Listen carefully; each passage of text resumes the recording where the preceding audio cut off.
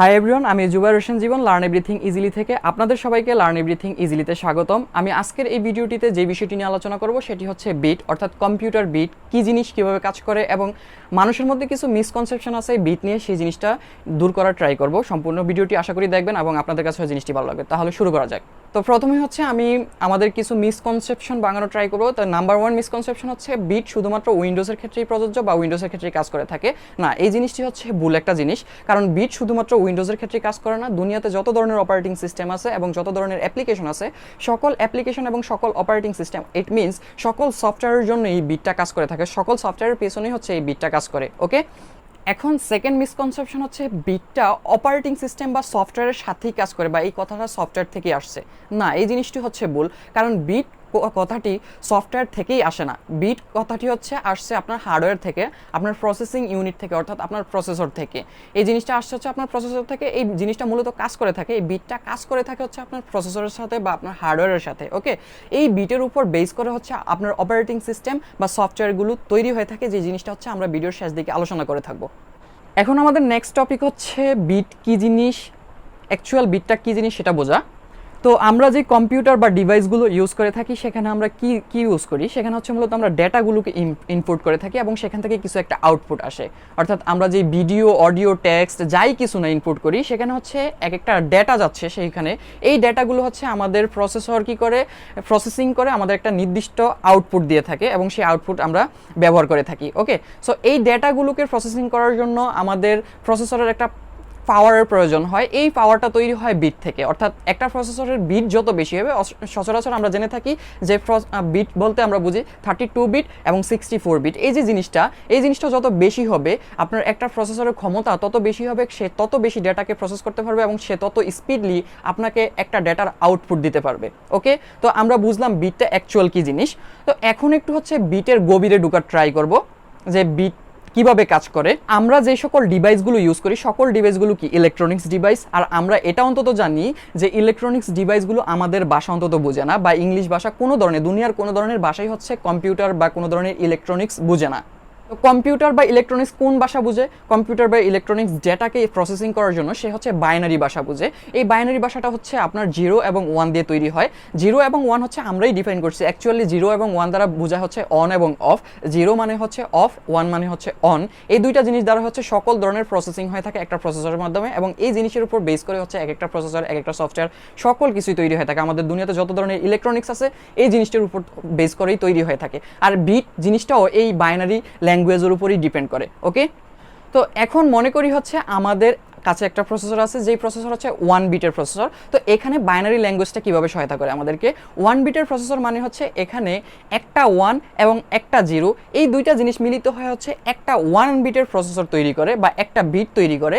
এই বিটের মধ্যে হচ্ছে একটা 0 এবং একটা 1 মিলে কয়টা কম্বিনেশন তৈরি হতে পারে? হয়তো 0 নয়তো 1। একটা প্রসেসরের মধ্যে ডাটা অ্যানালাইসিসের ক্ষমতা কীরকম থাকবে? হয়তো সে 0 করে দিবে, নয়তো সে 1 করে দিবে। এই যে ডাটা অ্যানালাইসিস করলো সে, এটাকে বলা হয় বাইট। অর্থাৎ এখানে যে দুইটা কম্বিনেশন তৈরি হয়েছে 0 এবং 1 দ্বারা, একটা 0 এবং একটা 1 দ্বারা, এই দুইটা কম্বিনেশনকে বলা হয় বাইট, যাকে বলা হয় 2 বাইট। ওকে, এখন আমরা হচ্ছে একটু নেক্সট লেভেল চিন্তা করার ট্রাই করি। আমরা যদি এখন একটা 2 বিটের প্রসেসর নিয়ে থাকি তাহলে কি ধরনের কাজ করে থাকবে সে? 2 বিটের যদি প্রসেসর নিই তাহলে সেখানে হচ্ছে দুইটা বিট তৈরি হবে, আমাদের দুইটা 0 এবং দুইটা 1 মিলিত হয়ে দুইটা বিট তৈরি করবে, অর্থাৎ 2 বিটের একটা প্রসেসর তৈরি করবে। এবং এই দুইটা 0 দুইটা 1 মিলিত হয়ে আমাদের যে কম্বিনেশন আসে সেটা হচ্ছে 4টা কম্বিনেশন। এখানে 0 0 1 1 0 1 1 0, এখানে হচ্ছে এই 4টা কম্বিনেশন আসে। এই জিনিসগুলো হচ্ছে আপনি বাসায় প্র্যাকটিস করেও দেখতে পারেন যে কয়টা কম্বিনেশন আসে। তো এই যে 4টা কম্বিনেশন আসতেছে দুইটা বিটের প্রসেসরের মধ্যে, এই 4টা কম্বিনেশনকে বলা হয় 4 বাইট। অর্থাৎ এই 2 বিটের একটা প্রসেসর 4 বাইটের ডেটাকে একই সাথে সে প্রসেস করতে পারে এবং আমাদেরকে আউটপুট দিতে পারে। ওকে, এখন আমরা একটু নেক্সট লেভেলে চিন্তা করি। তাহলে হচ্ছে আমরা যদি 3 বিটের একটা প্রসেসর নেই তাহলে কিভাবে সে কাজ করবে? 3 বিটের প্রসেসর মানে হচ্ছে 3টা 0 3টা 1 মিলিত হয় 3টা বিটের একটা প্রসেসর তৈরি করে। তো এখানে যে কম্বিনেশনটা আসে, 3টা 0 3টা 1 মিলে 8টা কম্বিনেশন আসে, 0 0 0 1 1 1 0 1 1 1, এইভাবে হচ্ছে আপনার 8টা কম্বিনেশন আসে। তো এইভাবে তৈরি হয় হচ্ছে 8 বিট, 8 বাইট, 8 বাইট। একটা 3 বিটের প্রসেসর হচ্ছে আমার 8 বাইটের ডেটাকে প্রসেস করতে পারে। ওকে, আশা করি এই পর্যন্ত আপনারা অনেকটুকু বুঝতে পেরেছেন। তো এখন হচ্ছে একটা কনক্লুশনে আসি আমরা। এই যে আমরা তিনটি বিটের প্রসেসর দেখলাম, এই 3টি বিটের প্রসেসরের মধ্যে হচ্ছে আমরা কি ধরনের সম্পর্ক খুঁজে পাই সেই জিনিসটা হচ্ছে বের করার ট্রাই করব। তো 3টি বিটের প্রথম যেই বিটের প্রসেসর ছিল সেখানে ছিল 2 বাইটের ডাটা সে প্রসেস করতে পারে, 2 বিটের যেই প্রসেসর ছিল সে হচ্ছে আমাদের 4 বাইটের ডাটা সে প্রসেস করতে পারে, এবং 3 বিটের যেই প্রসেসরটা ছিল সে হচ্ছে আমাদের 8 বাইটের ডাটা প্রসেস করতে পারে। তো এখানে যে সম্পর্কটা পাই আমরা সেটা হচ্ছে 2 to the power 1, 2 to the power 2, 2 to the power 3, অর্থাৎ 1 মানে 1 বিট, 2 মানে 2 বিট, 3 মানে 3 বিট। এখানে যে সম্পর্কটা পাই এই সম্পর্ক মেনেই হচ্ছে সামনের বিটগুলো চলতে থাকবে, অর্থাৎ সামনে যে 4 বিট, 5 বিট, 16 বিট, 32 বিট, 64 বিটের যে প্রসেসর আসবে ঠিক সেম রুল মাইনে হচ্ছে সে ডেটা প্রসেস করার ক্ষমতা রাখবে। তো এখন আমরা যদি 32 বিটের একটা প্রসেসর নেই তাহলে সে কী ধরনের ডেটা প্রসেস করার ক্ষমতা রাখে, কতটুকু ডেটা প্রসেস করার ক্ষমতা রাখে, আমি হচ্ছে স্ক্রিনে একটা ক্যালকুলেশন দিয়ে রাখবো, হচ্ছে আপনারা দেখতে পারবেন সেখানে কি কত পরিমাণে সে ডেটা একসাথে প্রসেস করতে পারে। তো এখানে যেহেতু বড় একটা নাম্বার চলে আসে, এই হিউজ নাম্বারের জন্য হচ্ছে আমরা এটাকে আর ভিডিওতে হিসাব করে বলবো না, আপনারা দেখে নেবেন, স্ক্রিনে আমি দিয়ে দেবো। সেখান থেকে আমরা বিট থেকে যে বড় জিনিসটা, বিট থেকে হচ্ছে আমাদের কি আসে, বাইট আসে, বিটের কম্বিনেশনের মাধ্যমে হচ্ছে আমাদের বাইট আসে। বাইটের যে বড় বাইট সেটা হচ্ছে কিলোবাইট, কিলোবাইটের যে বড় বাইট সেটা হচ্ছে মেগাবাইট, মেগাবাইটের যেটা বড় বাইট সেটা হচ্ছে গিগাবাইট। আমরা এভাবে আস্তে আস্তে অর্থাৎ জানি কেবি, এমবি, জিবি, এই জিনিসটা হচ্ছে চিনে থাকি সচরাচর। তো এই জিনিসটার উপর ডিপেন্ড করে হচ্ছে 1 জিবি, 2 জিবি, 3 জিবি। ওকে, তো 32 বিটের যে প্রসেসরটা আছে সেটা হচ্ছে আমরা একটা হিসাব করে দেখলাম, এই হিসাবটা হচ্ছে আপনি স্ক্রিনে দেখতে পাবেন, একটা হিসাব করে দেখলাম যে সে হচ্ছে আমাদের 4 জিবি ডেটা একই সাথে সে অ্যানালাইসিস করতে পারে।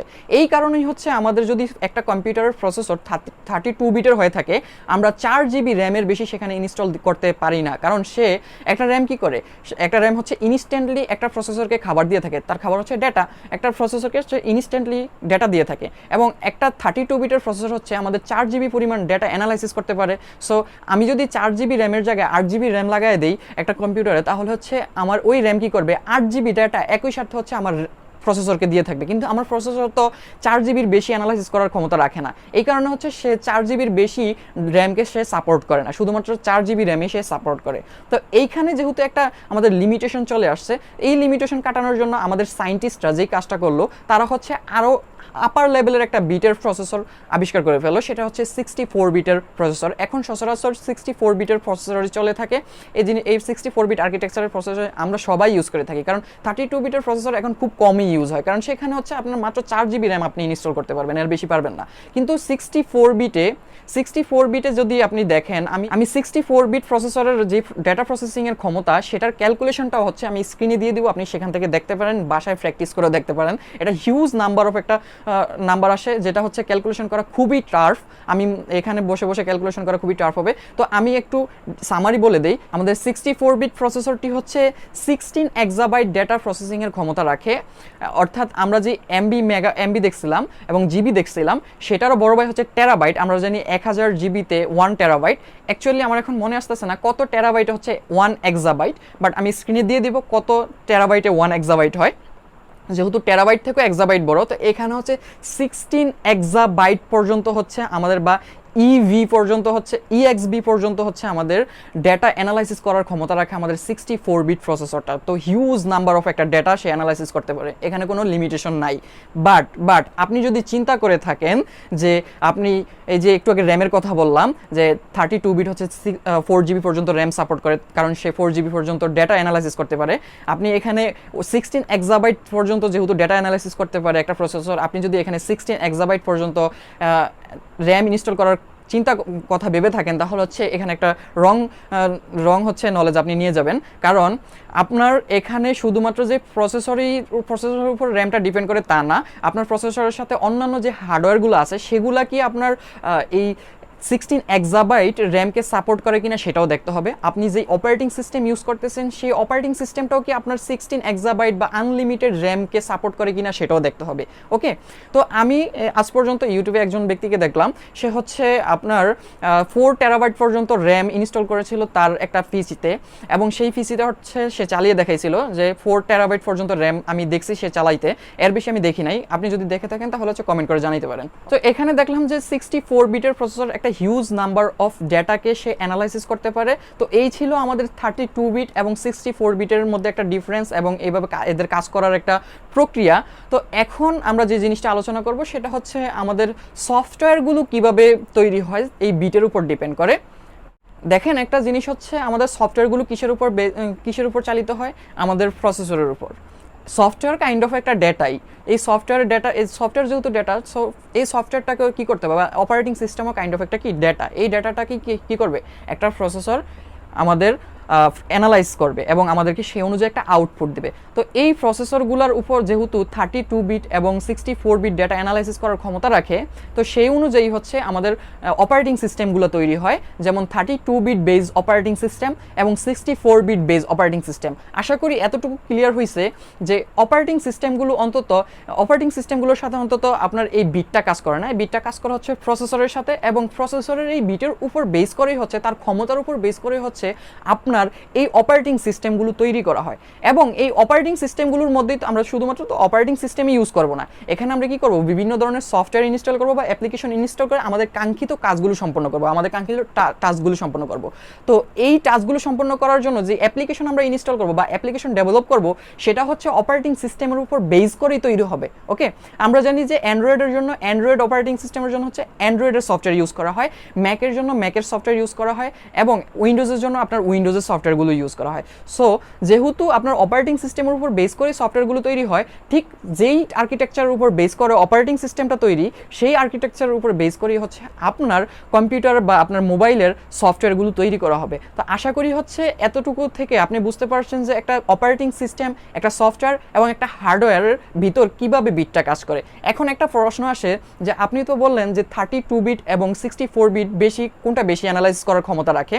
সো আশা করি এই ভিডিওর শেষটুকু দেখার পর আপনি এতটুকু বুঝতে পারছেন যে আপনার যাওয়া উচিত হচ্ছে 64 বিট প্রসেসরের সাথে, কারণ আজকে 2021 সালে দাঁড়িয়ে 32 বিট প্রসেসর আমাদের জন্য কাম্য না, কারণ এই 32 বিট প্রসেসর দিয়ে আমাদের কাজ সম্পন্ন হয় না। একবারে বেসিক টাস্কগুলো হচ্ছে 32 বিট দিয়ে আমাদের মানে স্পিডলি সম্পন্ন তো হয়ই, বাট স্পিডলি সম্পন্ন হয় না। আমাদের আজকের দিনে সব কিছু স্পিড প্রয়োজন হয়। সো 64 বিট প্রসেসর হচ্ছে সে স্পিডলি সকল ডেটাকে অ্যানালাইজ করতে পারে এবং আপনাকে আউটপুট দিতে পারে। সো আপনার একজন ইউজার হিসেবে উচিত যে 32 বিট প্রসেসর বাদে 64 বিট প্রসেসরের সাথে যাওয়া এবং 64 বিটের সাথে আপনার 64 বিটেরই অপারেটিং সিস্টেম ইউজ করা, এবং আপনি যখন অনলাইন থেকে আপনার অ্যাপ্লিকেশনগুলো ইউজ করবেন, সেই অ্যাপ্লিকেশনগুলো যাতে 64 বিটেরই অ্যাপ্লিকেশন হয়, সেই জিনিসটা কনফার্ম করে হচ্ছে আপনি আপনার কম্পিউটারে ইনস্টল করবেন। তাহলে হচ্ছে আপনি আপনার কাঙ্ক্ষিত এক্সপেরিয়েন্সটা আপনি আপনার কম্পিউটার, আপনার মোবাইল তো হচ্ছে সচরাচর আমাদের দেখতে হয় না কত বিটের, সেটা অটোমেটিক নিয়ে নেয়।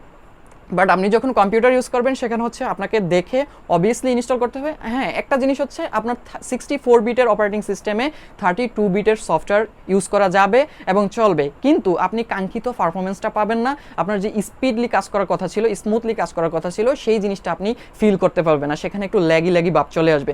আবার 32 বিট বেজের অপারেটিং সিস্টেমে আপনি 64 বিটের সফটওয়্যার যদি ইনস্টল করে দেন, সেখানেও জিনিসটা ঠিকভাবে কাজ করবে না, কারণ তার নেওয়ার ক্ষমতা হচ্ছে 32 বিট বা 4 জিবি পর্যন্ত।